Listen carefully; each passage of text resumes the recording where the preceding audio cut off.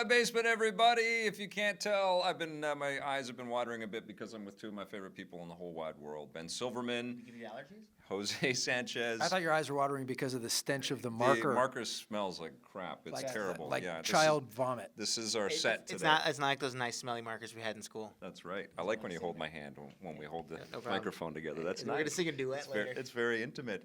I brought my buds together. We're in San Francisco, and we're in Ben's basement here, which is awesome. Thank you. I commandeered it. It's not easy finding a new basement every time you come to San Francisco, Vic, but I've got some connections. We really appreciate it. We're going to talk a little bit about basically catch up on what we've been playing, a little catch up and mustard, and talk a little bit about the Rocket and Ray Guns, which are going to be next week. But I think the first thing that we should talk about is the Game Awards, because they just happened last night. Oh, don't hit the table. Blake told me not to hit the table. The Game Awards just happened last night. What are your thoughts, Jose? You watched a big chunk of it. What did you think?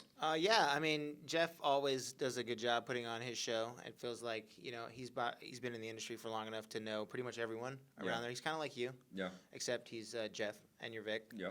No, I mean, it's always cool to see a celebration of games since we've lost a lot of that in the last few years. It seems like there's not a lot of people are appreciating this culture that people like us and millions of people around the world appreciate and love as much as we do. So it's good to see people getting recognition. Some suspect wins, I thought, but hey, I'm not a judge, so it's not on me. One of the things that they have to do and they kind of have to acknowledge every year is that they don't run for the whole calendar year. They sort of have a cutoff date in the middle of November or something like that. Yeah, they've been doing that year after year, even back when it was on Spike, and I think even G4 when he was starting to do it there. I think maybe he started really with Spike. Yeah, they cut off early. They cut off in like November. Right. And so basically that means, for instance, this year one of the suspect wins that Jose's talking about was The Witcher 3 Blood and Wine, which is DLC for a 2015 game. Yes. Won Best Role-Playing Game as opposed to Final Fantasy 15, which just came out. But that's what happens when you do these award shows this early in December. I mean, we're doing the Rocket and Ray Gun next week, and that gives us a little bit more time to have played a few more games. There tend to be some stragglers at the beginning of December that you sometimes miss out on if you try to do it too early. So and that's kind of what we're in right now. Not to jump ahead to other stuff that we're going to talk about, but we're playing these big games right now. You're playing Last Guardian. We're not allowed to really get into it, but you're playing that. But it exists. I can confirm I'm playing a video game with a giant dragon ferret and a little boy. It's not a ferret. And that's all I can tell you about my feelings about it. It's not a ferret. It's not a ferret. You grab it and you bring it back to the coffin. Okay. I got the game too. I haven't played it though because Final Fantasy 15. Everybody's got Last Guardian. I've been waiting for the game too. I don't got it. Sorry, buddy. Someday. I'll loan you my copy when I'm done. Thanks. But I've got Final Fantasy 15, which has been taking. There's a lot of F's in this freaking game. That's taken over my life, and you were wise to not review that. Well, The Last Guardian came in at the same time because they're two huge games. Doing giant RPGs over the holidays sucks. I mean, Jose and I had to do Dragon Age 2 years ago when we were reviewing it for Reviews on the Run. Yeah. Well, it was like we had like a weekend. We got it on a Friday and we had to shoot it on a Monday. And I just remember like it was madness. It takes your whole life over, right? I put 20 hours into that game that weekend and finished it. We finished the game 25 hours in like 2 days. You finished too? It's like, yeah.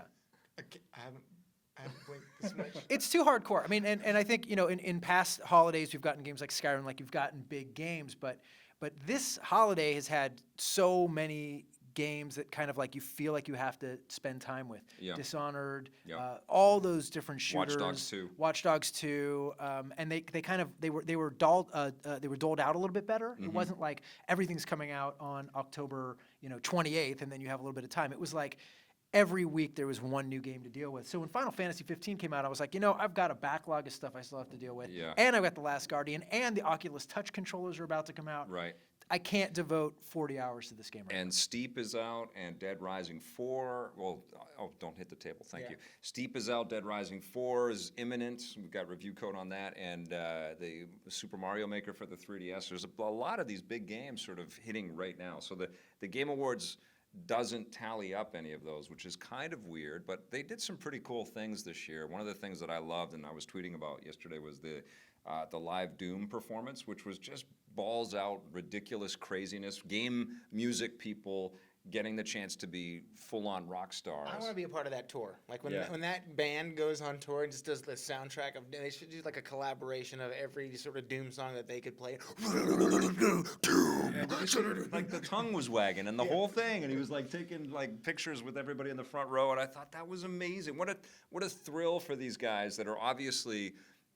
I forget the name of the guy that did it, and that's inexcusable. What a thrill for that guy, I whoever know, he is. but I wasn't paying because attention. you Anyway, guys- music was good. Well, they're not huge stars, but they created something that it was so perfect for that game. That music was incredible in that game, and it was so energetic live. But what a thrill for these guys who probably are just fantastic musicians, and they just jammed out these things that perfectly fit the tone of Doom. They get to perform it like that. I think what's going to happen based off of this is they'll probably have an amazing soundtrack sort of surge if it's not already available. But if people saw that, and that the awards went everywhere, right? They were live on every digital platform you can imagine. So congrats, Geoff.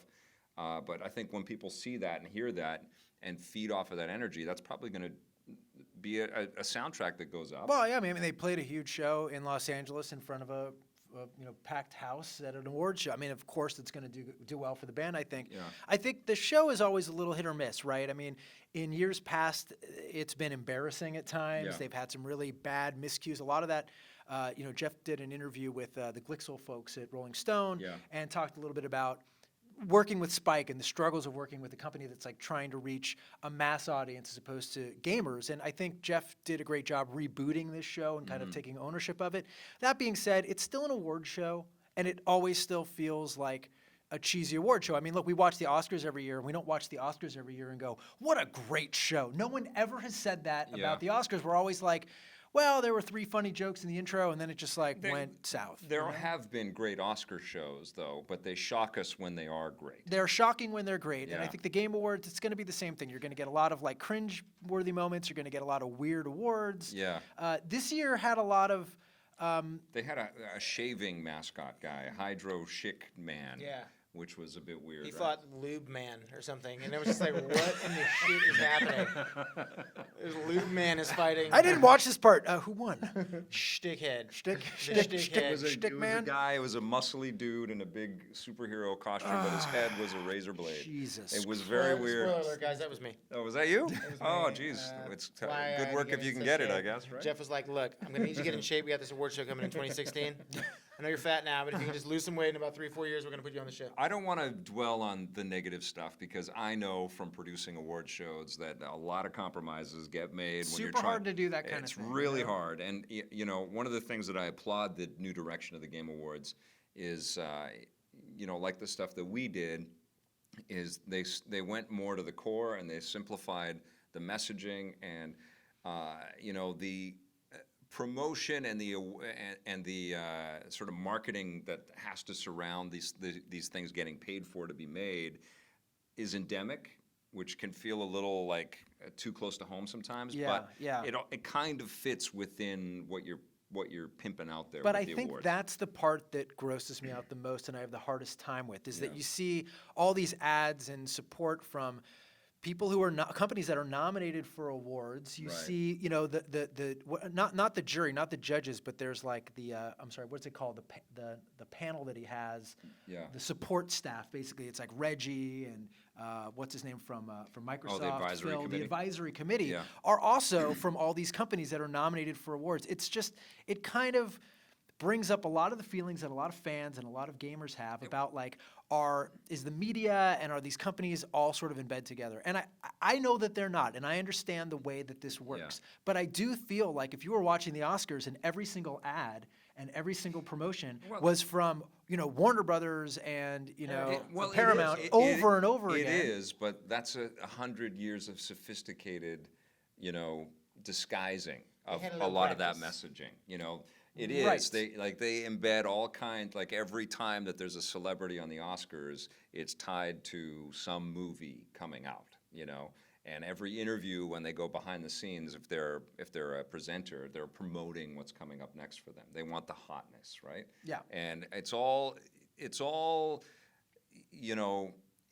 expertly sort of camouflaged within the Oscars. Well, and it's a little all. I less mean, it's in all marketing. Endgame. I mean, let's Yeah. be clear. Like, an award show, I mean, It's as a all journalist, I've done, award shows. You've done them for 20 years. Mm-hmm. We don't do them because it's, finally our time to just give our opinion out. It's also, Yeah. we're awarding things. We're talking about, content. Celebrating. We're celebrating. Yeah. That's kind of what it is. So in a way, you have to kind of say, look, if there's going to be endemic ads or whatever, it's just sort of part of the celebration of this industry. But you do wish that it could kind of take a few steps away from just game companies advertising about game companies who are getting awards for game companies. It kind of feels a little bit too much like we're all still playing in the same sandbox. Well, and the thing about games, and we've certainly run into this too, is that there's a logo saturation. It's the brand saturation, but there's also a logo. Like this thing is brought to you by this, and then now we're going to throw to this segment, and it's brought to you by this and this. That's a clean shave you have there. Is Yeah. that from the shtick? But you know what? It's a maturing I like category. that you keep calling him shtick. Yeah. It's like the Yiddish razor company shtick. Well, it's a maturing category though that's being developed in games, and I think Geoff is he's steering through treacherous waters as best as he can. Yeah. And I think it's important that he is getting every one of the major companies involved in this course, and they are coming with high-profile reveals like The Legend of Zelda and what else was the Death Stranding from PlayStation. There was some big announcements, Electronic Arts with Mass Effect Andromeda stuff. Yeah. There was some indie stuff. It was crazy to see in the midst of all of that, the next Shovel Knight DLC was also one of the things that popped up. But I think this is the stuff that confuses it a little bit for me, is that it's not just an award show where we're saying we are going to honor all of these great pieces of art that have come out in the last 365 days. It's also like we're going to announce all these new games. We're going to make it a big celebration. Everyone's going to get hype about all this stuff. Yeah. And I feel like that's where things start to feel like, what is this for? Is this for companies to market their upcoming products? Yeah. Well, or that's how they get paid. Right. So I think that kind of weird start-stop where I'm like, look, if I miss the Oscars, I didn't miss any announcements of upcoming movies necessarily. Maybe there'd be in a commercial one sort of trailer. Yeah. But it's not like during the Oscars they're like, we're going to show you exclusive footage from Assassin's exclusive Creed footage, movie. right? In the Oscars, the exclusive footage is those celebrities showing up, right? And the studios working together, colluding to decide which of their top-tier artists. Collusion. Well, it is. Oscar-gate. I mean, but it's all done under the auspices of prestige, which the games industry is still developing that terminology, and it needs to, frankly. It needs to just embrace that it's an art. That's what we've all been working our asses off for this long. All of us, all three of us, all four of us. We all believe in this thing as an art form. Geoff does as well, too. And it needs to progress to the point of it being a prestigious art form that needs that celebration and doesn't need to be as overt. I think all of us as game consumers and fans of this medium, when we see the overt, attached advertising and promotion and marketing, it makes our skin crawl. But we have a ways to go before we're there, and I think Keighley's very far along, and I think every year he hits another mark, This year too, though, I think was a bit of a tricky year because there's been a lot of massive sea change in the industry, lots of animosity I think that has trickled up. I mean, the Kojima reveal with Death Stranding was almost kind of a make good on the heated stuff that happened last year, which was frankly embarrassing for the whole community, for the whole video game industry, that Kojima and Konami couldn't get their shit together so that he could have been there to accept an award. Nuts, right? And so, but there's lots of tales like that, like Disney Infinity evaporating, companies like UFG just disappearing, sales down on a lot of these big AAA games, and so there's a lot of. But we got all these new consoles this year and VR, and VR is not doing as well as people were expecting and hoping for. And in spite of all of this, the community, the games industry, got together to put on I got to stop doing that. In spite of all of this, the game community got together to put on a party, and Well, Keighley did it. The game community loves to put on a party. Yeah. I mean, this industry will never shy away from showing up to a big party. If they can get their trailers in front of 1 million people, they'll do it. They don't give a shit. So I don't want us to confuse like, hey, it's great that we were all able to. We have 12 award shows a year. There's like the GDC, IGFs, there's the DICE Awards, there's the, there's like, and then every publication gives out awards and does a big to-do. Right. Like, there are plenty of times where we reward and celebrate each other. Yeah. I feel like this show, while it does a good job of that, I kind of wish it stayed a little bit more on point. Yeah. Focus a little bit more on, let's talk about the great things that happened this year, instead of just like, here's 6 trailers for 6 upcoming games or some DLC or whatever, and we're going to just go, what was the best RPG? It's DLC. They just kind of skip over a lot of the big things that happened. They did do that, yeah, for sure. And then they looped in a bunch of the awards. I don't feel like if you watch this show, you would leave there going, I got a good sense of all the big stuff that happened this year. It's all quickly over. It's Overwatch, and then that's it. Well, that's why I love the Game Developers Choice Awards. It just feels like it's pushing the games, even because they have the indie awards beforehand and then do the actual awards. So it feels like you get a breadth of a whole lot of indie stuff, which, I mean, there was some stuff, indie stuff mentioned at the Game Awards last night. Yeah. But at the, with that award show, you get a whole breadth of, and a slew of games. It's just not sexy. It's cool. It's just not sexy. So maybe a marriage of these things. Maybe Keighley's sense of kind of pomp and how to pull Kojima and Todd Howard, all these big names there. To glitz it up. I mean, that's what he's been training for since he started his career with Viacom. I mean, basically he's been a student of Victor Lucas. Well, no, technically, no, but he went off to work with Viacom and was a part of all the MTV Music and Movie Awards and that whole scene. He got to know all of those folks, and he's really learned how to pull in a mass audience, and also all of the deal making that goes on behind the scenes to work with every one of these digital providers to be able to get this out into as many homes as he's been able to. And that's a good. DICE isn't able to do that, and the GDC awards. It's true, and that is a good point. I think that people who are watching this might not totally get. And when you work as a journalist or in media for a long time in the games industry, like working with one company to have an exclusive whatever is a pain in the ass. It is not easy to do, whether it's, when I'm at Yahoo or whether it's a, Game Informer, anybody doing we are going to exclusively do X, Y, or Z is a pain in the ass. NDAs, it's got to go up a chain. This person has to sign off. This person freaks out about the press release. This person, it's like not easy to do that. So for Geoff to be able to pull together multiple exclusives in one show that's basically independently produced from all these different companies, that as someone who works in the business, I'm like, that's really hard. That's incredibly diplomatic and really hard. Well, that plus getting it on the PlayStation store, the Nintendo store, the Xbox store, Twitch, YouTube. It's not as easy as like when people. That's what I'm saying. Like people just say, "Oh, it just shows up everywhere." Like this is magic. But like, no, all these platform holders, they want it to be on their platform. They want to be first in the show. They don't want to be third in the show. They want to go after this. Like, there's so much of that. And you can still see the compromises that he has to kind of do as he's putting this all together. You can see it, right? You can see that it's still growing. But I think we have to applaud that it's there and that so much good work is getting done, and that we do have, on stage in a really prominent way, developers of every scale, and they are celebrated and they are applauded, and it's an entertaining show. Not every piece of it works, not every single element of it works. Some of it does still make us cringe a little bit, but award shows are hard to produce in any capacity, and I think it's always an exciting time, and I know that the previews feel like, especially that long Nintendo, because we got the new commercial or the new trailer, and then we got the walkthrough, and I like Bill and Nate very much. Those are good dudes over at Nintendo at the Treehouse there. But yeah, it felt a little indulgent to spend so much time in the award show playing a game like that to show it off for. It was like they were streaming. Yeah, it's like them in the corner and then the game in the background. It's like all the other demos you see of live gameplay. You never see you guys in the corner playing the game.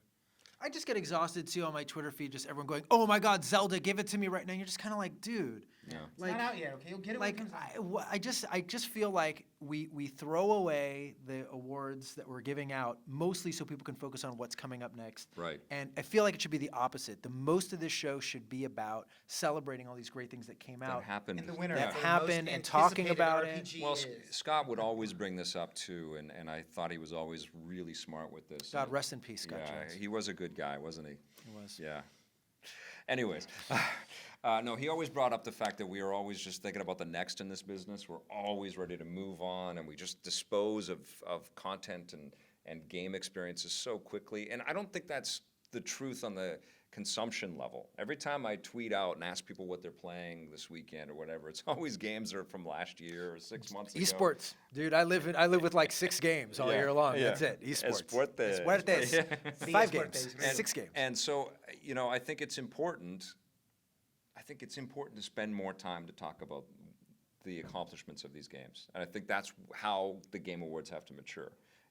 How Keighley navigates that and gets all the sexy people to show up and the glitz and the lights and tamps down some of the marketing material around that. That's going to be, I think, his great challenge as he goes forward. But, he's trying to make this as appealing to as many people as he possibly can. Our rocket and ray guns will probably never have the audience of the Game Awards, and I'm totally cool with I that. just love how optimistically, probably never. Probably never. You know what? Maybe. The I don't know, impossible- guys. Deal with Tencent. We'll get on in China. Pretty sweet basement, though. I mean, the basement's pretty sweet. The today. impossible has happened so many times for me in my career so far that I never rule anything out. Make some day today, my friend. I'll have you know you're sitting next to the shtick man. The shtick, yeah. Yeah. I'm Here he is, sorry, ladies and so- gentlemen. Your shtick is digging into my head. Go get into costume. We're just gonna have a little segue here. Giant razor. But yeah, we should talk about the rocket ray guns because we're going to stream them next week, and it's going to be the 3 of us and Stephen Raju as well. It's going to be a live thing. We're going to do the best that we can with Memoriam for Scott. modern technology. Jones hasn't been playing so much this year. Because he's dead. Well, 'Cause we he's lost no, him. he's alive. He messaged me today, said he just finished Titanfall. Oh, okay. He just finished Titanfall. Said he loved it. All right. Maybe I should Scott ping Jones him. loved the game. You should ping him. I'll ping him. I'll see. Okay. See what's going on. Well, there'll be a bunch of What's us. your game of the year? Titanfall, Vic. Yeah. It's Titanfall. I just finished it. Yeah. Hands down, Titanfall. Okay, well, we're going to have a chat next week about it, and I think one of the things that we want to do is talk a little bit about some of these games that we shouldn't forget for 2016. And the first one that pops into my mind is Inside, which we all played, right? We talked about that last time we were met in your basement. That's right. Incredible game. Yes. Have you forgotten about it? No. Has it been sitting right there Right percolating? inside my head. It came Yeah. out for the PS4. Yes. Like kind of after it came out for the Xbox One, so I went and played it again. Oh, cool. So I've played it twice. It's not a repeat experience, though, right? No. You play it once, and that's all you ever need. Yeah, I played it again just to kind of just test it out, and then I was like, well, let me just make sure this is working, and I got the code, so I was like, I'll check it out, and then I played the whole thing. I was like, well, this game's so good, I just want to okay. keep going. It missed that limbo-ness where there was all those little secrets that you might not have found that you can go back. Well, there and- are a lot of secrets, I and mean, there there's was a few. Yeah, There's like, one in each sort of bin, and you get the secret ending and do all that other stuff. it's not really why you play it, though. You're right. Yeah. Like what drives you forward is this story, and I wanted to get to that part again, so Yeah. I played it through to get to that part, and I'm like, well, I'll just stop there, and I'm like, how could I stop there? Did you Now- play it in 4K? I did not at the time, but I now Oh, you have to go back and play it I a now third have the time. capabilities, so I might. Yeah. All right, we're going to talk about 4K in a second, but what other games this year in 2016 should we not forget about when we're assembling? Sure. I think, I got my Dark Souls shirt on. Yeah. Played me some Dark Souls Trey. Yes. That's the first Dark Souls game that I actually finished. Oh, Beat it. wow. And the DLC. What? Mhm. Best DLC of the year. You're the only person I Yeah. know who's Next ever to beaten a Dark Richard. Souls. That's amazing. No. Kidding. And how much, because I didn't review it, it was intimidating. I got it, I want to play it. Well, because it harkens back to the age where I hated the original and the second one, and then Yeah. I fell in love with the second one, and I sort of I learned the game. Yeah. So going into the third one, it felt like it was much easier than the second one. A lot of people say 3 is the hardest one, but I feel like knowing what I learned in the second game, I felt like it was just, I kind of got how I was supposed to play. I learned some things. It and, learned lessons from Bloodborne too. Yeah, The third game has true, a yeah. little bit better motion, and you can kind of dodge a little bit better than you could in the other games. But I feel like this is an overlooked game. I feel like it came out. People talked about it a lot right when it came out, and then it just kind of faded. Like Doom came out and Overwatch, and no one was talking about Dark Souls anymore. Like Yeah. quickly, it was like, whew. was gone, which is weird because usually Dark Souls This is people early in will the talk year's about all games. year long. Yeah. There has been a pretty consistent, game or two to be excited about almost every month for the whole year, right? There has been lots of really solid titles throughout this year. We're in the third year of the cycle, right? They all came Yeah. out in 2013 was when the PS4 and the Xbox One came out. Yeah. And I feel like this is right where you start to get a consistent quality in console generations. If you Right. think back to when the Xbox 360 and the PS3 came out, the first year it's always experimental, it's always kind of like launch games and it doesn't work. Second year they're starting to figure it out. Third year, you've now had companies who have developed a game for maybe 2 years with the actual hardware out in the wild. Yeah. And you can just tell with the general quality, both of the quality and design and the stability of these games. Yeah. You see a lot fewer games that are crapped out online, that have server problems, that like are glitching out left and right. Especially on console. Especially on PC is console. still- Well, yeah, but I Yeah. mean, that's what's suffering is PC development because everyone's been shifting to the consoles. But I do feel that the quality across the board in 2016, while there weren't as many really high highs as I felt there were last year with The Witcher and Fallout and Right. Rocket League, which I Yeah. think were just this incredible trio, the kind of hum was like 8 out of 10, 8.5 out of 10, a lot of that, Which is cool. It's Yeah. okay that they're all like this last little stream of Call of Duty, Infinite Warfare, Battlefield 1, Titanfall 2, Dishonored 2, Watch Dogs 2, all very good games. Mafia 3, fun games. You're not as big a fan as Mafia 3. I like the Mafia. I really like play, that don't game. play. But it's been pretty cool to play this many good games in a row, and now Final Fantasy 15 is really, really fun. It feels like there hasn't been as much suck. Yeah. Usually you're like, I wanted so much more out of this game, but it just completely shit the bed and it was terrible. Yeah. I feel like, in previous consoles or maybe even like earlier on in the life cycle of the new consoles, you were just like, I was waiting for this game and it just sort of bummed me out and I didn't have a good time at all. There's a lot more positivity in the games that I've been playing that I've been feeling afterwards and when I'm done. Yeah, yeah. So what do you guys think are the clear standouts for 2016? This year's been about shooters. Yeah. I mean, this has been the year of the shooter. I mean, we have They're Doom. all good, right? We have Doom and Overwatch and Titanfall 2, Gears 4 you could throw in that Sounds great, conversation. yeah. You've got Battlefield 1, you've got of Duty. Call of Duty. I mean, Yeah. a lot of really solid Even games. Shadow Warrior 2 is really fun. Yeah, It's insane. there's just so many good shooters. I think that's what this year is going to come down to is sort of how you navigate the shooters, like which one you decide is the shooter you're going to pick, Right. and then it's going to be putting that up against Inside and I think Dishonored, maybe Final Fantasy's in there. Yeah. Last Guardian I can't talk about, but maybe Uncharted. Uncharted early in the year. So I think you're going to get a couple of these kind of other genres, but really the fight is with shooters. And sports, too, have been really fantastic. You loved Madden this year, but FIFA's story mode was killer. I thought they did a great job with that. Yeah, And I liked, I Pro loved... Evolution Soccer was pretty good this year too. Yeah, Yep. and NBA 2K17 was incredible again, Yep, you yep, know, and, yep. And the best sports game, Forza Horizon. that's been my, the top score I've given this year. That's been my only 10 was That's a Forza game. That's a Horizon 3. totally a legitimate game of the year this year. Yeah. Like I could totally win. It's like, there's something yeah. hypnotic about we've all played a billion racing games, but this game is so freaking good. It's so hard to stop playing the game. It pulls everything together, right? Yeah, and it's the rare occasion where there aren't really that many other racing games Yeah. this year. Usually, there's so many other different Right, saturations right. of racing game. And you're Did like, that Gran Turismo Sport come out? Did anyone play it? Got Did that delayed. it got delayed? It Yeah. got pushed out of the year. 2020? Yeah. I don't know. Yeah. Okay. Remember when they That was showed the only the one Gran I even Turismo knew game was for about. like, and then it didn't come out for like 5 years, and then they gave us a prologue, and then the actual game came out 3 years later. Have you played any Driveclub VR? I've just touched it. I haven't played enough of it. I like it. I think it's cool, but I haven't played enough. of I it. have, but I find it's a little bit. It's one of the few barfy ones for me, just because Yeah. I think it's not high res enough for what they're trying to do. Like if Yeah. you're going to do a racing game, you're going to do something that fast. I actually think Project Cars is a better game than Drive Club. I played a in little VR. bit of that on the Vive, and it was cool. I think it really needs that extra power when you're like turning around. Also, just like Drive Club in general wasn't a great game, I Yeah, think, yeah. in its back end and its The launch design. crunch. We couldn't Do you last remember? a week. Remember that shit? Yeah. We had to erase our team. Like, what happened to our club, our drive club? We couldn't even form our club. All right, well, we're going to have some interesting conversations about that. One of those interesting conversations we're going to have, I think, is going to be around VR, because this was really the year of VR the head-to-head, and you haven't got a VR headset too much yet. I mean, but you've played a chunk. I've played, it's Yeah. amazing to me that in the year when VR was supposed to take off, Yeah. retro gaming blew everything out of the water, and everybody's losing their mind. There's tiny Nintendos, and there's tiny Genesis, and there's Yeah. tiny other retro consoles, like Yeah, 5 or 6 different retro consoles came out. Everybody's playing all these games from 20, 30 years ago. Yeah. They're like, but you can put this thing on your face, and look at these commercials with old people crying, like, what is it? It's amazing. I can't see it. I mean, I haven't had a VR experience like that in the games that I've played in VR. Yeah. But again, that's what I was saying when people ask me what I thought about VR. I'm like, until I hear about the game that somebody says, I put this headset on in the morning, and when I took it off, it was nighttime, I blacked out, I didn't know where I was, and I just had the most incredible, amazing experience of my life.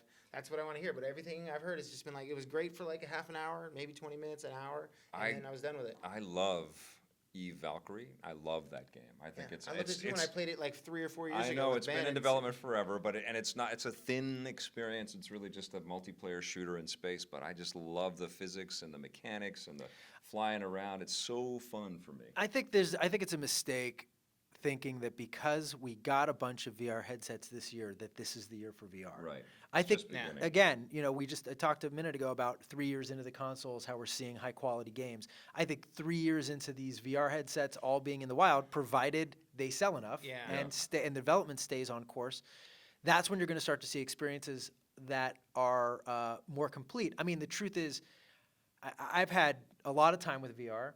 And I can't have a headset on my head for 8 hours, Jose. I'll freak out. I know. I mean, I just can't. I'm not but saying. but that's a big part of design, right? Like Fallout, which they're building entirely, Fallout 4 in VR. Like there is a point where when you're playing with a VR headset, you kind of need to step away. It is too intense. It's the nature of the experience. Yeah. So until I think people build up that stamina with these, I mean, rigs you can play for a while. Like if I do 2 hours with rigs, And I think the what the hell, the Until Dawn roller coaster game is fantastic. Thumper is one of my favorite games of the year. I Thumper think is Thumper's cool. incredible. Yeah, and I also loved Raw Data. Just tasting that on the Vive was just insane. I've not played that. I hear great. Just great so things. good. Did you taste it? Well, it's because it's not finished. It's Appetizer. an alpha. But I also loved, and this is what's crazy about VR, is that it's still emerging and there's still a lot of work that has to get done, and we still haven't really seen the killer must-have app that everybody has to play. But I loved Lucky's Tale. That was something that really knocked me out. I thought it was really, really fun to jump into that world and play as this character and look all the way around the world and stuff. And I saw Geoff Keighley actually tweet out about Last Guardian, saying that this would have been a perfect game. How many with VR times did we headset. say that this year? Titanfall 2, this would have been amazing in VR. Right, Over and over again, you go, this would have been amazing in VR. Once you've tasted a little bit, taste of the taste little bites of VR, and you've had like that Lucky's Tale experience, or Eve Valkyrie, or Thumper, or Chronos, or whatever the game is that you kind of go, oh yeah, I can see myself doing this in a bigger version of this. Yeah. I think at least it turns you into more of a believer, Jose, that those experiences aren't here yet. But dude, Batman Arkham VR is like, I know. Dude, we're gonna get there. Like we're on the path to getting there. I played Fallout at E3 this year, and I was like, okay. How did you wait in line or something? Because it was at that thing. I'm not people. I say, hey, Todd, how's it going? Let me get into the line. He says, really? You have to talk to him like that? Yeah, he's like, Todd, how you doing? Let me get in line. He's like, Jose, come on in. Did he give you a Hey, taste? give me a taste of the good line. What's a taste I of mean, it? it is one of the coolest VR things that I've experienced. The moving mechanic, it has the click to jump instead of move. Teleporting. The teleporting. Teleport. That's obviously going to be a big thing because I don't have a wasteland to roam around in my house. Right. I live in a box. Actually, I've been to your house. That's a fucking wasteland. Yeah, it's pretty terrible. But no, but it was a cool experience. I mean, you're running around. He just gave me unlimited ammo, and I'm just shooting Fat Man. And you just see It is things crazy. exploding. It's I can see like how that could definitely cost people their lives. Like people will lose themselves in Fallout, in the wasteland, roaming around and just exploring all the things they can. Well, how much of the lack of, because I think there are lots of games that we just haven't had a chance to really try out yet in VR. Like I've done the best that I can to get back there, but there has been this consistent, on 2D screen caliber selection of games that have taken our time.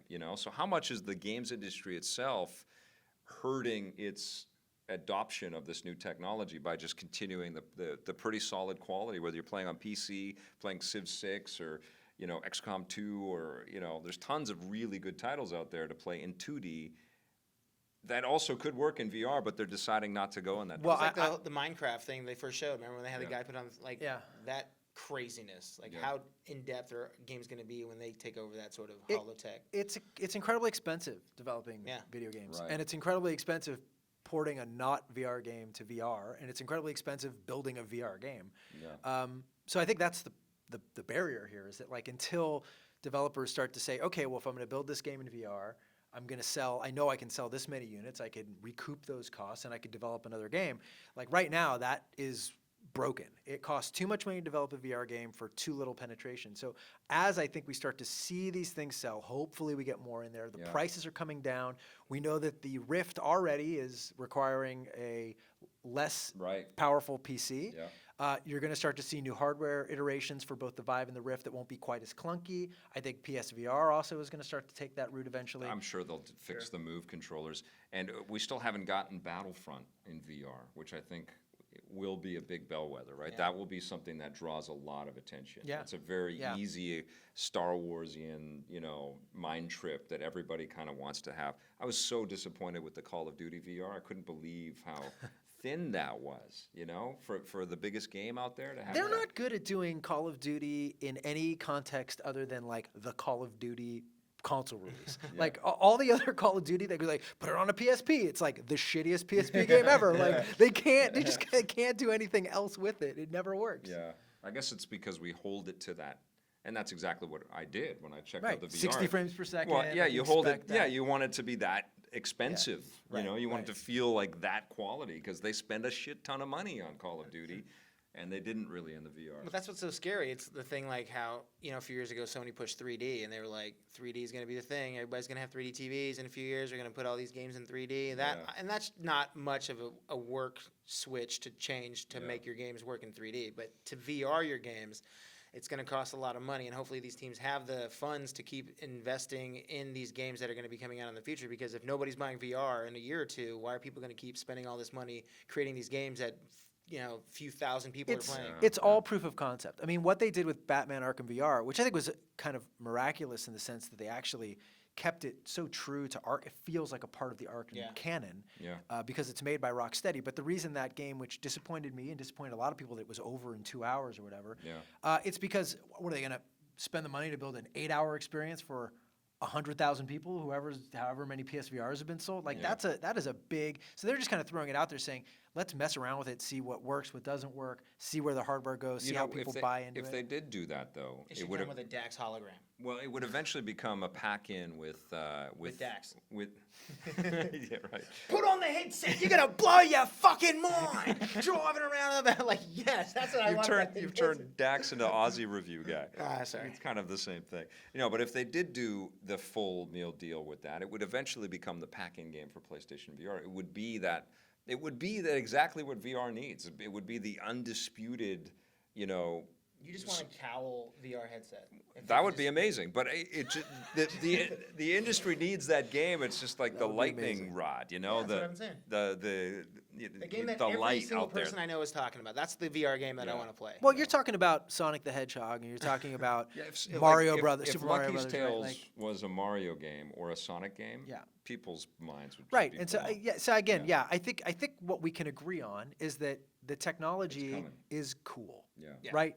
So 3D, the technology was sometimes cool and sometimes not cool, and it kind of gave you a headache, and sometimes it worked, and it kind of flickered. What's weird is I've been playing the last two big games, Super Mario Maker and Pokemon Sun, not 3D. On the 3DS. Oh, turn that shit away. Dude, when's the last time you even had that on? I like it that I can try it at least. I usually turn it off, but the new 3DS XL has actually got pretty decent 3D. It's pretty good. Yeah, but you can't play Mario Maker in 3D. You can't play Mario Maker 3D. You can't play Pokemon in 3D. It's like, what are they doing? You want to play the game? It's almost like they're getting rid of that handheld. It's almost like they're developing another console. I guess. It's almost like they're making a switch. Almost. All right, well, let's talk about new emerging technology that you are a part of now. First thing I just want to ask, of the VR out, what would you recommend to somebody? If somebody doesn't have a VR, i.e. myself, and you're like, I can recommend this to Well, you. I can tell you what to get because you have a Super good cool computer. PC, yeah. So if you have a sweet PC, get one of these great PC headsets, either the Vive or the Rift. I think the Vive has some great functionality with the room stuff, and I think the Rift with the new touch controllers is actually going to be kind of the most killer app out there. I think out of the two, though, the Vive is more comfortable than the Rift. And I think has better software in general. Has Yeah. a larger software library because of Steam. You can explore a lot more goofy shit. And Steam's super invested in it too. Oh, yeah. Right, so they're going to be developing a lot more. But cool there's Tons of there's- VR games. I There's just no can't play clear answer though, because like PSVR also, you have a PlayStation 4, and like, Yeah. you know, I'm telling you to get the Rift or the Vive, which is 700-800, as opposed to 400 or whatever for PSVR. Yeah. You're gonna enjoy yourself. And there are really fun video games on PSVR Right. already. Like Riggs is really fun and it's exclusive.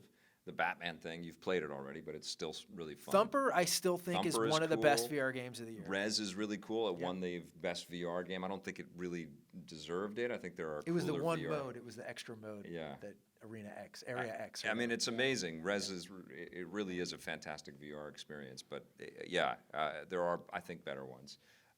What else? The Until Dawn is incredible too. That's a great piece of software. And most of the good software on PlayStation VR, you don't even need the Move controllers for. You can just play with the controller, and you still have an amazing I experience. think the PSVR, like, if you don't have anything and you don't need the kind of high end version, and you're just like, I just want something that's cool and is a little kind of easy. Like, it's easier to Right. just set it up, turn it on. Like, you just go to a VR game, you hit go, you grab your headset. Like with the Rift and with the Vive, you're constantly sort of downloading updates. You have Yep. to like sift through stores. You don't have as good of a friends list. You can't like connect with other people as easily. Yes. Like the back ends of both the Rift and the Vive are PC generally, which means they're kind of unfriendly for And consumers as opposed to streaming, PSVR. And streaming off the PSVR is amazing. It's so easy. Yeah. And you're just chatting to people because you can't read anything. guys. Yeah. I mean, guys as we're talking through it, like there is no answer. That is the problem. It's Yeah. not like, well, just get this one and you're home free. Like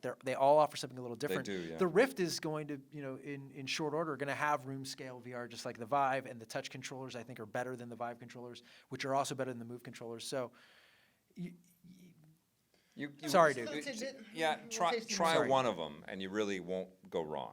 They're all good. Yeah. They're all good, and they're just going to get better, and the software's going to get cooler. Yeah. And it's worth it. And this is coming from me. I was like so mortified about getting stuck in these things, but I like them all. thank they're God all your really hair's cool. falling out so you can. Yeah, finally it's start all wearing these good, man. things. It's all good. Okay, so we have made the jump to a new generation of machine in terms of 4K. What do you think of this 4K evolution with the PS4 Pro and the new TVs? You don't have a 4K TV? do I you? have a 4K TV. You do? Oh 4K yeah, I TV. have 65 inches of 4K Whoa. TV. And that's what you run your PC off of, right? 400K. Why don't you hook up your almost, I don't know. TV to the or your That's PC to the living room TV? TV. 250. I have my PC hooked up to my 55-inch 3D TV. Oh, gee, listen to us. We're so spoiled. Yeah, right.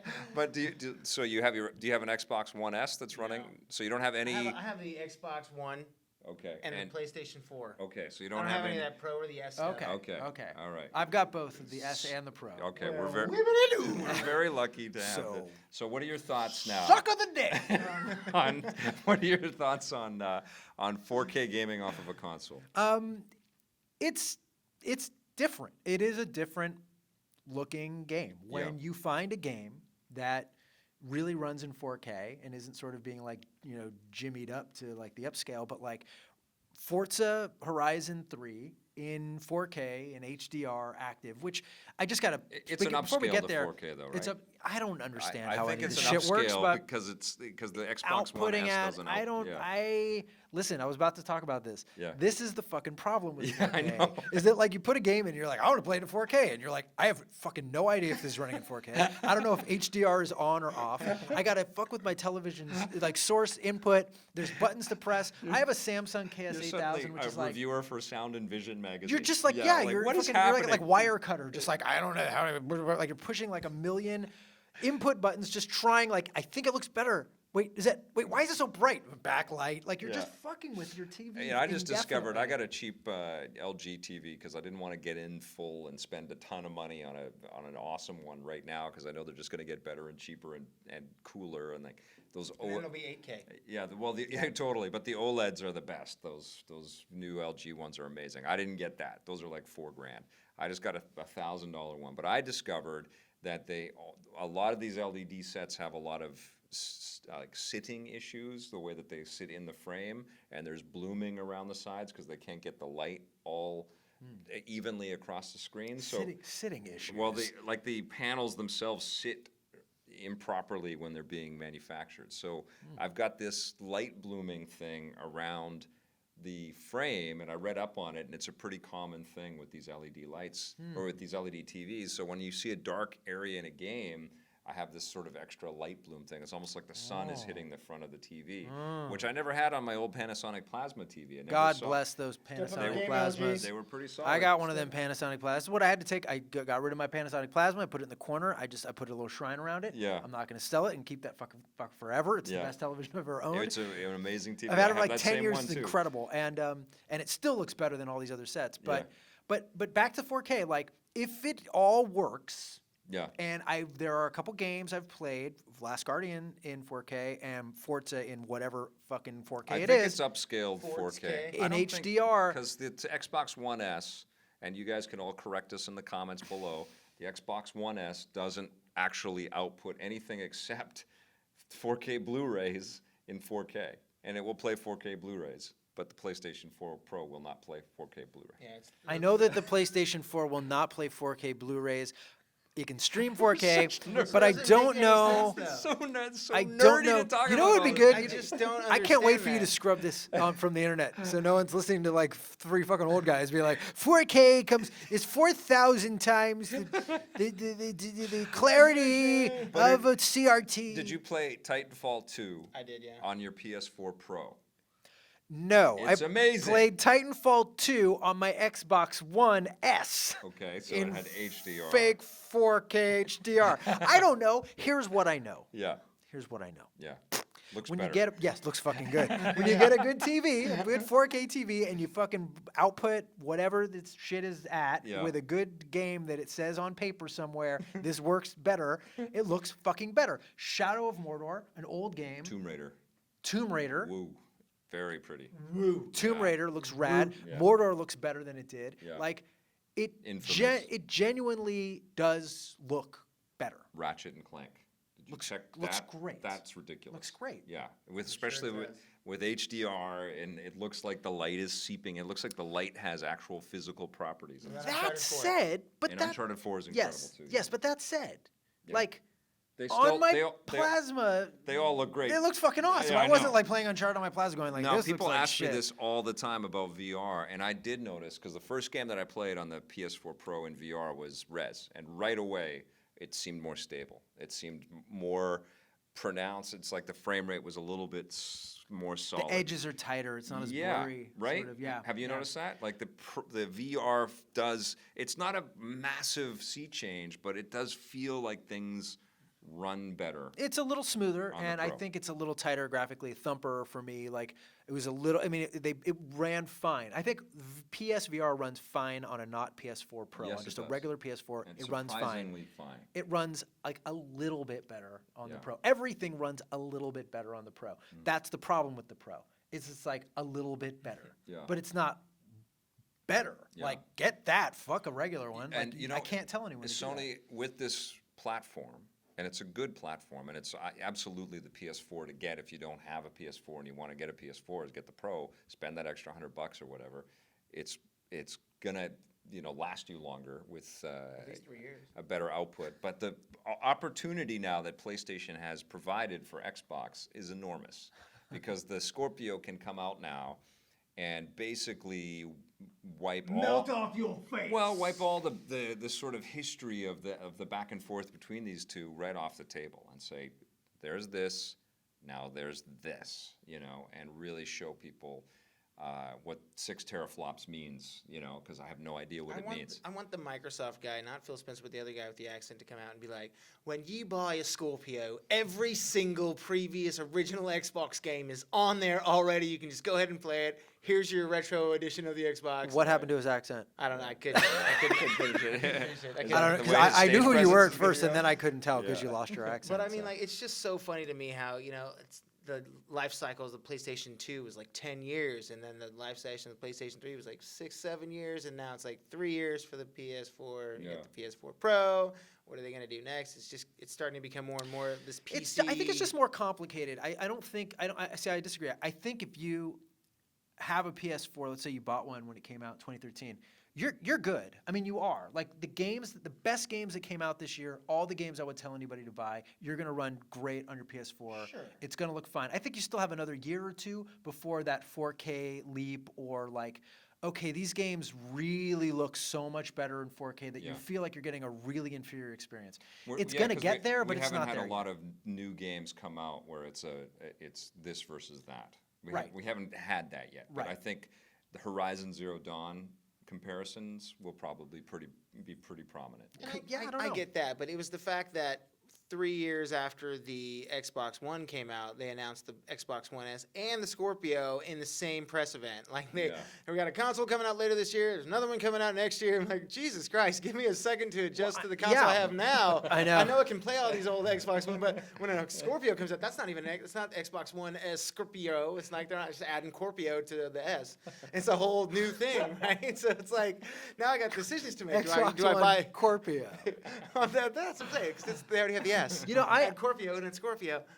I am stunned at how well the Xbox One S has sold, because I reviewed it. I remember us talking about it, and I was like, it's okay, but it feels like an in-between step. That fucking thing has outsold the PlayStation 4 every month since it came out, basically. It's an elegant machine. It's the best console Microsoft has made. Ending the year really strong, so it's kind of hard to argue against. And Forza's one of the strongest games of the year, and Gears is excellent. It's working for them. They have so many different flavors of it. You can get the Gears one. There's the Battlefield one. Seems like every big game that comes out gets an Xbox One S, and that's why. And more people bought the PS4, right? That's a bigger selling machine. So all those gamers that are now ready to get another console and another ecosystem probably went, well, this is the time to do it. Yeah. And they don't have 4K. It feels like no matter what we start talking about in games these days, we always come back to this conversation. This is the topic. What do you buy? Like, I've had so many friends and people ask me, like, I don't have a console. I want to get something for the holidays. What do I get? And I'm like, I don't fucking know. I mean, I could tell you what I think. We could walk through this conversation with people. But gone are the days where you would just say, like, get the Xbox. Halo's rad. And, like, that's it. Like, now it's like, well, if you want this, if you need this, if you want this, there's like, it's getting tailored down to the point where you really have to say to somebody, here are 5 games that you can play on this, that you can't play on this, that you can't play on this. Which one do you want to choose? Because that's how you have to go. And that list it's getting harder and That's harder a for these narrower companies list, to get up to 5 games or 10 games. Unless you're Nintendo. We haven't even talked about Nintendo. I don't think the rumors of the price were speculated at all the last time we were all together. What do you think it'll take for the Switch to become a massive success for Nintendo when it comes out? For the cost? Yeah, I mean, firstly, are you super excited with what Nintendo has proposed in their pitch so far? I mean, again, it's another one of those things where I'm excited to look at it.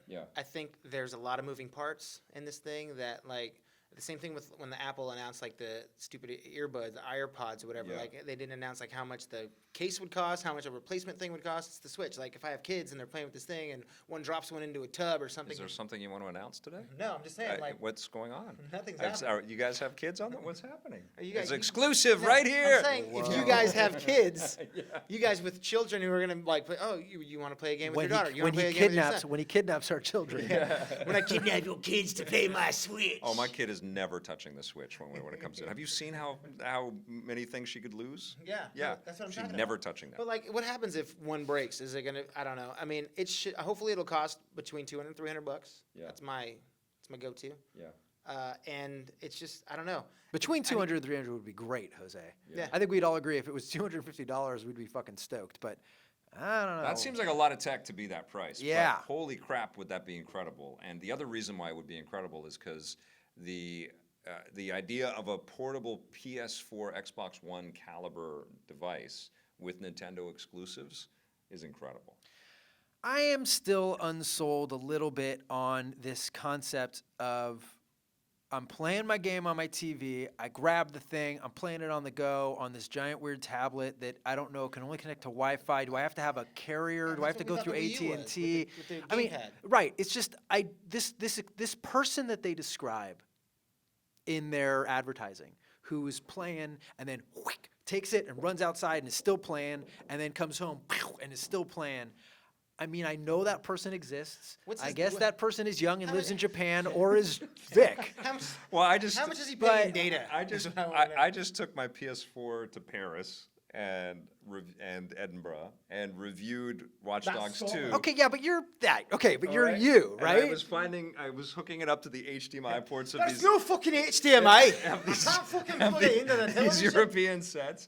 And and Blake was with me for a big chunk of that, and we were talking. It's like, wouldn't it be awesome to have the Switch right now? I wouldn't have to do that. Would it be awesome if we could like go outside and do something and not play? Oh, well, Welcome to Scotland. Let's stay in the room and play Watch well, Dogs. no, we did do that, but our kid goes to bed pretty early, so there was times when my family was sleeping and I was gaming. I mean, it's like when I just think about playing Zelda. Yeah. Of course, I'm like, yeah, it's rad. I can't wait to play Zelda. When Yeah. I think of good on the Wii U, When which is what I assume they were playing. Yeah, on the well, Game when I Boy. think of playing a Mario game, any of these games on a cool new Nintendo device, of course, there's just sort of a natural level of excitement. Yeah. But again, this particular thing where you like stick it in the thing and it works on the TV, but now you're sitting down with the controller, then you put that controller down, then you grab your tablet, and now you go, and now you're taking it to the go. That I just don't know. I don't have faith necessarily Yeah. that gimmick is going to be the thing that all the lapsed Nintendo console owners are going to say, that's now I'm going to buy 90 million of these. It's got to be the software, and you can clearly see, just like with the Wii U, that they are taking on the tablet gamer and the mobile gamer head on and trying to beat them to the pass with something and trying to take away their minutes on those other portable devices and stay within the Nintendo That is ecosystem. right, and that is very scary when Yeah. we all have phones sitting on this table Yeah. right in my now. pocket. I mean, Yeah. this is like, I mean, if you ask me right now, what we haven't actually talked about, we talked about Rocket and Ray Guns. If you asked me to name the two games I played the most this year, Yeah. it's Clash Royale, Yeah, and we're all it's in a clan. and of it's Clash Star Royale. Wars Galaxy Yeah. Right. on my iPad. Galaxy of I Heroes. have played Galaxy of Heroes and Clash Royale more, just hours, Yeah. by leaps and bounds Hands down. than any other game I this have a year. dailies folder in my phone. Nothing is And the close. top two games are Star Wars and Clash. Those are the Nothing things is- I have to nothing check is every even single day. close. Well, I know how much you guys play Clash because you got Because I me. reached that 3,000 What? legendary status level What? 9. What? You Don't got be that- me into it's not that Clash, cool. which is just incredible. And actually, I think Clash is going to be one of the games that we talk about in the Rocket and Ray Guns. Yeah. You know, and it is interesting how much. you are? Yeah, I'm good with this. How much we have had our tastes move into that direction, and our What, gaming. mobile gaming? Yeah. Like we haven't been doing that since we all got iPhones. I know, but it's become, very comfortable and very easy for us to play in that space. And Nintendo is just about to get into that space, I think, in a substantial way. Listen, if there's a new Pokemon game and it's for the Switch, kids are going to buy it. Kids are going to play it. There are games that people will buy and gravitate towards, undoubtedly, Yeah. both from the kind of core console perspective from Nintendo and from the handheld perspective from Nintendo. So you're getting both of those crowds now buying the same system. And I think that's going to help it sell. But I don't know if that alone is enough to push this system sort of past the deep penetration of the high quality games and third party stuff that you get through the Xbox One and the PS4, which have such a big head start. Yeah. That is going to be a really hard thing, especially if the system is not as powered as those and is still kind of scratching at the heels of those two companies. So there's so many variables there that I don't think the design, which is cool little gimmick, you got to do the other stuff if it's going to succeed. Well, it'll also be interesting if there's any kind of mobile applications involved. Like if the tablet is a tablet, if it's an Android-powered thing, or they've got some other back-end stuff that allows you to do a lot of the things. I mean, like even with the Wii U, there's Netflix and Hulu, and you can Yeah. have all those apps that internet. You can do all that stuff on the Yeah. Wii U. Dude, I can play my Clash Royale on BART without Wi-Fi. So what's going to happen with this thing? Do I need to pay AT&T for Yeah. $50? Do I need to? There are so many unanswered questions about exactly what the nature of this handheld experience is going to be like on this tablet. I mean, it's also kind of how big is it in your hands? How big is it in your bag? Do you really want to lug? There's a lot of stuff there. The packaging, the cases and stuff for that is going to Yeah. be an amazing new market. But clearly, Nintendo, they know how to get people psyched about it. That video's been seen more than anything else that they have in their whole YouTube library. The Pokemon Sun and Moon is their fastest-selling game in their history. Honestly, I think Super Mario Run is going to be the biggest selling Nintendo product ever. I think it's going to make them more money than anything they've ever done. I think we're definitely rooting for them. I know I'm rooting for Nintendo. The Wii U was a disaster. I'm rooting for them to come back, and they kind of do that. They kind of flip back and forth sometimes. I mean, if they could make these NES things, they would sell like crazy too. That is going to be their biggest thing that they do. The mini Super Nintendo, which has got to come. Mini NES 2, if they do another one.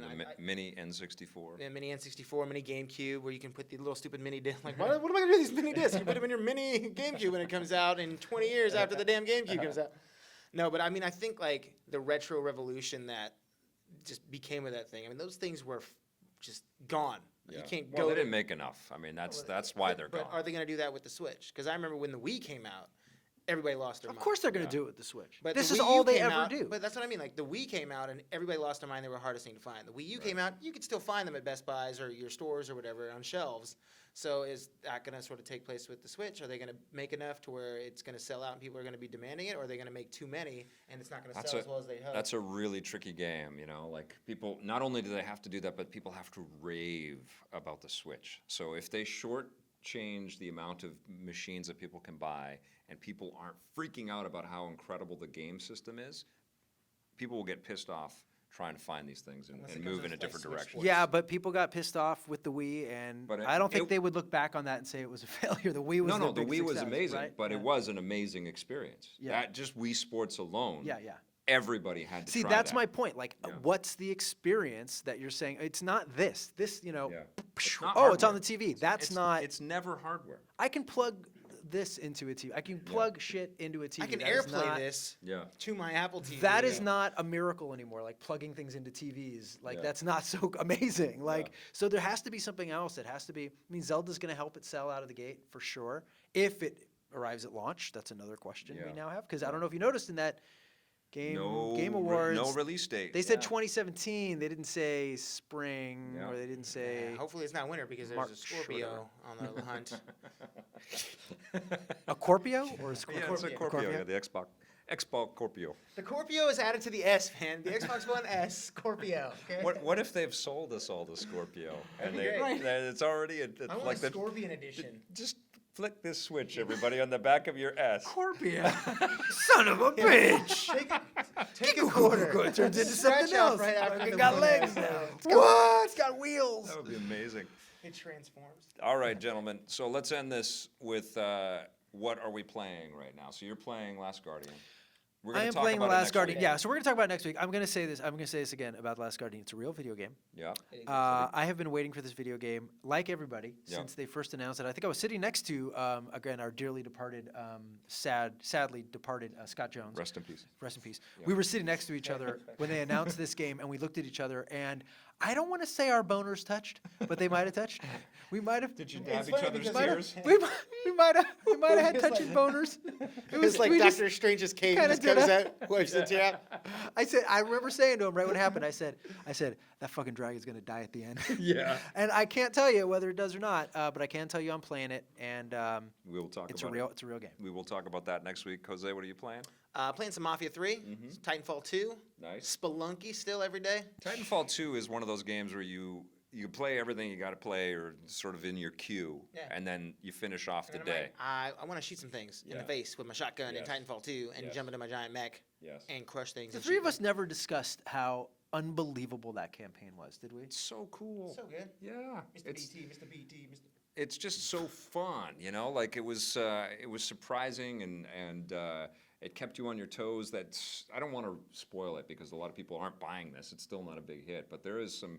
But it's like 40% off this weekend. Yeah, according so to yeah, the go handle and get the itself. thing If you because don't have it. in the middle of this campaign, some weird shit happens, and it's just so awesome, and can only be done in video games, and you just love the whole core experience. So inventive for Yeah. a shooter, especially for a shooter that like didn't have a solo campaign in the first game, and everyone Yeah. gave it shit. They're like, "Oh, you wanted a single player campaign? You guys are bitching and moaning about a single player campaign. Bam! Fuck all of y'all. Check this out. This is gonna blow your mind.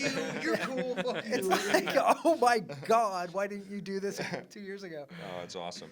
So we're all playing Titanfall 2 when we're not playing the games that we're reviewing or streaming. I'm playing Final Fantasy 15, which is my behemoth, and I'll have a review for that soon. Gentlemen, I'm loving it, by the way. Spoiler alert. How's the but car? The car sucks. Driving the car sucks, yeah. I love the game. I know yeah. I know how to get right to your Yeah, real no, parts. yeah. Watch. I get right to your real Watch my parts. streams, and you see how much I enjoy the car driving elements in this thing. But I am having a lot of fun with this. Thank you, guys. Thank you so much. We will see you next week for the Rocket and Ray Guns. I missed that And- guy. Proceeds? No, Thank God. yeah. In fact, we're nothing at all. I'm gonna wear no. Okay. I'm gonna get up. It's just gonna be Just- ass cheeks. And Just, the nose. just draw a little eyeball over your thing. We'll Do you talk have ass to the cheeks in the Jose front? the elephant. My Gonzo. Okay, yeah. Thanks for watching, everybody. We'll end it there. We made it weird at the end, just for you, Scott Jones. Rest in peace. Esports. See you guys later. Thanks for watching. Esports.